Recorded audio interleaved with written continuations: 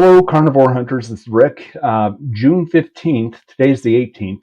June 15th, I hit my 1 year carniversary, and I was really hoping to put this video out on that date, but I haven't been able to get to it until today. I've been very busy.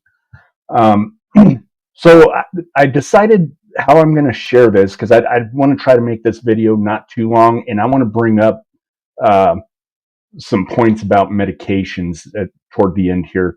So what I'm going to do, I'm going to actually share my script with you, and what you're going to see is my 1 year. Everything in black is was from my 6 month carniversary. So if you go and watch that, you're going to hear all the same things. So for the most part, I'm going to blast through all the black parts, and then the red parts are things that I've added.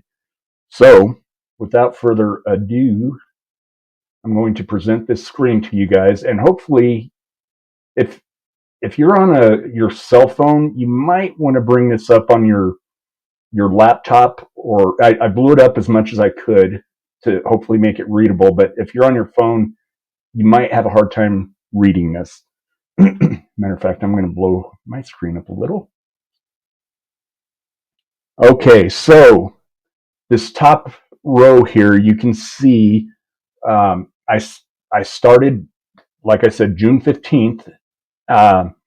And at that time, I was 240 pounds.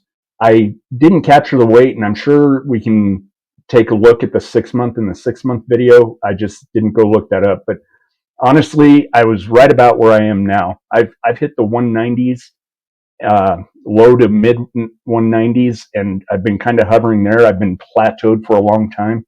I am working out a lot more, so some of that could be muscle gain. I don't know. But I'm a little miffed by these other numbers. So my starting body fat was 37, and after 6 months, 25.4, and then I went up slightly. So I don't at 25.8. I don't know if that's from the working out or what. I'm like I said, I'm miffed by that. I'm might be eating wrong. I don't know. Somebody who's got more carnivore experience, if you want to let me know what I'm doing wrong, drop it in the comments. My BMI, a lot of people don't like this BMI number. They say it's useless, but it's a number I have. So I started out at 35. I was at 28.1. And again, it went up just slightly to 28.3 as of today. And then my metabolic age, I got down to 59 at one point, and then it went back up to 60. So again, I don't understand. And again, here in red, I'm finding that the closer I get to my goals, because I'd like to lose another 15, 20 pounds. I'd like to be in the 170, 180 range. I'm 5'9". I think that's a healthy weight for me. But it's become extremely difficult to shed those last few pounds. Another thing I would like to highlight here is my blood pressure. So you heard me early on say, when I started researching all these meds, I took myself off of everything, including blood pressure, and my blood pressure got dangerously high, like 180s over 110s. So I put myself back on the blood pressure, went back to my doctor, and he's re-prescribed me some blood pressure meds. With the blood pressure medication, I'm back in the 120s over 80s. I hope to see that. I hope that continues to go down, so I can hopefully start to wean myself off the blood pressure meds and be medication free. And we're getting, like I said, we're going to talk about this at the end here, because I think for those of you that might be on 3, 4, 5 medications, 6 medications, you're going to want to do what I'm going to do below here. My A1C, last I checked, was still normal. Liver function, so all this in the black, I'm just going to just speed right through it here. Liver function's back to normal. Still unsure about my kidney function. Still unsure about sleep apnea. I suspect I don't have it, or if I do have any sleep apnea, it's a really mild form. Something I've noticed, I can remember back, when I was 240 pounds and I would lay down, I could feel my throat close off, the airway. And I'm I talked to Laura Russell about this, and it's uh, absolutely because of the inflammation. But once you get rid of that inflammation, my airways opened up. So I suspect little to no sleep apnea for me. Uh, Itchy skin uh, went away. The arthritic feeling all over my body went away. Brain fog, eczema. Uh, I met a person the other day who has marks all over his or her, I don't want to give it away here, face, and come to find out they're vegan. And so I just wanted to grab this person and say, give the carnivore diet a try, because I don't know. I'll leave it at that. I don't want to talk too much trash. Energy level, obviously, is way high.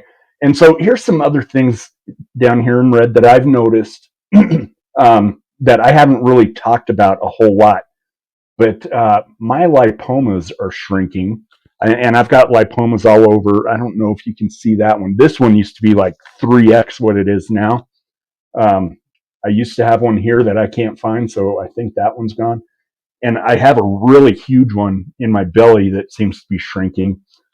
So as the as time goes, I'm hoping by this time next year I can come back to you guys and say I don't have any more lipomas. So my back is I injured it when I was in the military, but being overweight didn't help that. So my back doesn't hurt nearly as bad as it used to. I still have to be careful what I do, so I don't re-injure it. But it feels so much better. I had neuropathy. I have talked about this a little bit in my middle toe, and after I started carnivore, it seemed to come and go. But I'm at a point now where maybe once a month I might feel a little numbness or tingling in that toe, but for the most part, it has gone. So there may be some permanent nerve damage down there, but it doesn't hurt or it doesn't tingle like it used to. And something else I've noticed since I've been on this carnivore lifestyle, I haven't been sick once. I do get the sniffles from time to time, and it's allergy season right now, and so my allergies aren't as bad actually, but I do still get a little bit of a runny nose, and I'll have to clear that out from time to time. But I haven't had the flu, a cold, I had nothing. I'd be interested. I put a little short out about this, and it didn't do very well. So I'll ask again here: if have you been sick on carnivore, and if you have, how long have you been on carnivore? How severe was your illness compared to previous illnesses, or have you not been sick at all? So leave some comments down there. Let us know, because this is some data I would really like to collect and see how people are doing. Um, not getting sick or maybe having a more mild form of a cold than what you would normally get. Um, and then, so we're going to talk a lot about not a lot. We're going to talk a little bit about my kidneys here. Last I checked, I was in stage 1 kidney failure. I have an appointment coming up in September. So I'll just leave it at that for right now. I'm really hoping to see some improvement with my kidneys. From watching Dr. Barry and talking to Laura, it's absolutely reversible. It's just one of these things it's going to take a lot of time. Okay, that's really it for my year-long updates. But here's so when I started this whole carnivore journey and took myself off my meds, I made this almost a year ago and have been trying to figure out how to deliver this message to you guys. But because of my kidney damage, I put right here this. I can't remember where I pulled this. I pulled this off the internet somewhere, but these are the top 10 medications that will damage your kidneys, and the ones in red are medications I have been on. So, yeah, I wasn't living a healthy lifestyle at the time when I was prescribed these medications, but this certainly didn't help. And fact, probably in a lot of ways made it worse. So, just look through this list, and if you're on any of them, you might, I, I don't know, you might want to have a conversation with your doctor about what can we do that's not going to injure my kidneys. I have had that discussion with my doctor. This is something else I threw on there. And the reason I threw it on here is when I went into my patient portal 8 months ago, I saw this list and I was a little agitated because some of the stuff I don't remember the doctor ever talking to me about. So, but of all these, yeah, the kidney, hopefully we can get that fixed. But everything else, I don't have the GERD. I don't have the liver, elevated liver enzymes. I do have hammer toe. That's not going to go away. I think you can get surgery, and they're attributing the neuropathy to the hammer toe. I've had polyps in the past. Last I was checked, I was clean. Hyperlipidemia and hypertension. I'm still on the blood pressure meds. Let's see, proteinuria. That's again my kidney stuff. Sleep apnea. We just talked about. Struggling with the tobacco. I'm going to be honest with you guys, and that's probably not helping my kidneys either. So these are some of the things I've done. You've heard me talk about the resistance bands and the stackable dumbbells. I also started rucking, and so I ruck 2 to 4 days a week with my hunting pack, and I'm going to get my old pack, so I'm not wearing out my hunting pack. But I want to, right now I'm working out with 15 pounds, and I'm going to up that to probably 20 or 30 pounds. I'm going to gradually break myself in, though. I did some rucking last night, and my glutes and my hammies are really sore today, so I might not bump it up today. And I did join a gym so I could get in some better resistance training. The resistance bands are good, but I just got to a point where I felt like I needed more. So we talked about how I have taken myself off all my medications. I think this next page, oops.